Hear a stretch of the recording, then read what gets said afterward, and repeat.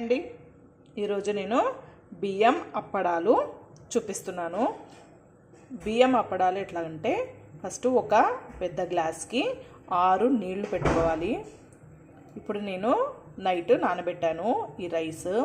వీటిని మనం మిక్సీకి వేద్దాము. అంటే మనం దోశపిండి ఎలాగా వేస్తామో అలాగా వాటర్ వేసి కొద్దిగా జోరుగా వేసుకోవాలి. ఇప్పుడు వేస్తున్నాను. ఇప్పుడు మిక్సీలో ఇలాగ వేసుకున్న తర్వాత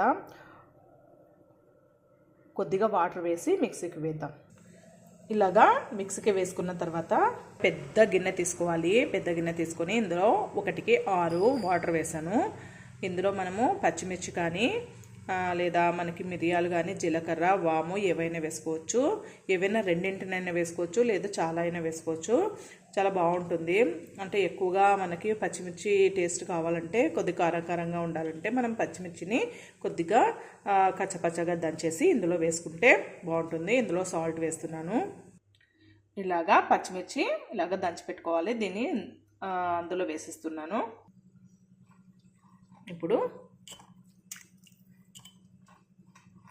మనకి అప్పడాలు కొద్దిగా గ్రీన్ కలర్లో కూడా వస్తాయి. చాలా టేస్టీగా ఉంటుంది. దీనికి బదులుగా మనం మిరియాలు కూడా వేసుకోవచ్చు. నేను పచ్చిమిర్చి సాల్ట్ వేస్తున్నాను. కొద్దిగా సాల్ట్ మనకి ఎక్కువ అవసరం లేదంటే కొద్దిగా వేసుకోండి. ఎందుకంటే కొద్దిగా ఎక్కువ అవుతే బాగుండదు కాబట్టి కొద్ది తక్కువైనా పర్వాలేదు. ఇలాగా కొద్దిగా సాల్ట్ అంతే. ఇలాంటి కట్టెని తీసుకోండి.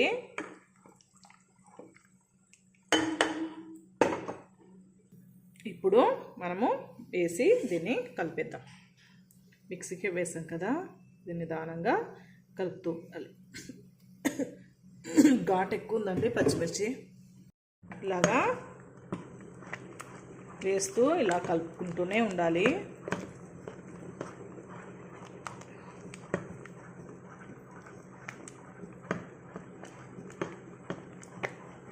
మాడు పడుతుంది కింద.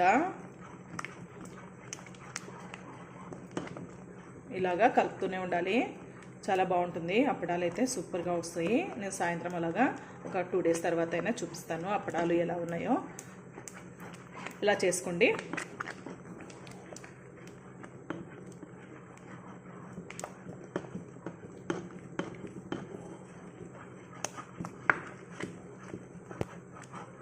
ఇలాగా కలుపుతూనే ఉండాలి. ఒక 2 మినిట్స్ బాగా ఉడకాలి కదా, అందుకని.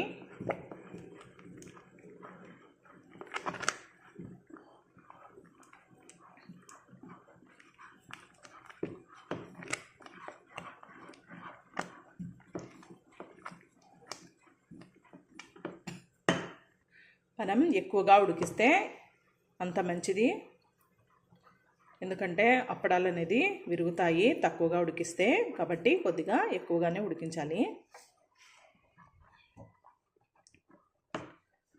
ఇలాగే ఉండలు కట్టకుండా మనము ఇలా కలుపుతూనే ఉండాలి. ఇలాగా ఏదైనా పల్చటి కాటన్ను తీసుకోవాలి. తీసుకొని క్లాత్ తీసుకొని ఇందులో మనము ఫస్ట్ ఇలాగా స్పూన్ తీసుకొని కొద్ది కొద్దిగా వేసుకోవాలి.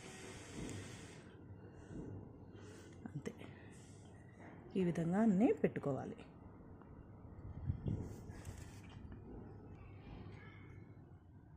అన్నీ వేసాను. ఎండ అయితే అదిరిపోతుంది.